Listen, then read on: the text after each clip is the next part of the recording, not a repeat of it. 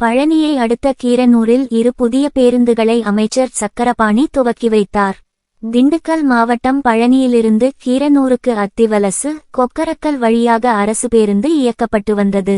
இந்நிலையில் புதிய பேருந்துகள் அரசு போக்குவரத்து கழகங்களுக்கு வழங்கப்பட்ட நிலையில் இந்த வழித்தடத்தில் 2 புதிய அரசு பேருந்துகளை தமிழக உணவு மற்றும் உணவுப்பொருள் வழங்கல் துறை அமைச்சர் சக்கரபாணி கொடியசைத்து துவக்கி வைத்தார்.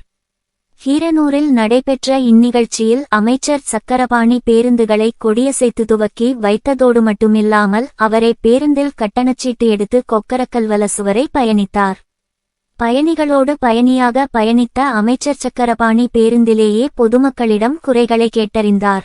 மேலும் கொக்கரக்கல் வலசில் அரசு பள்ளி மாணவர்களிடம் சிறிது நேரம் உரையாடிவிட்டு அவர்களுக்கு இனிப்புகள் வழங்கி மகிழ்ந்தார். அமைச்சரை கண்ட பள்ளி மாணவியர்கள் கைதட்டி அமைச்சருக்கு உற்சாக வரவேற்பு அளித்தனர். செய்திக்காக பழனியிலிருந்து நாகராஜன்.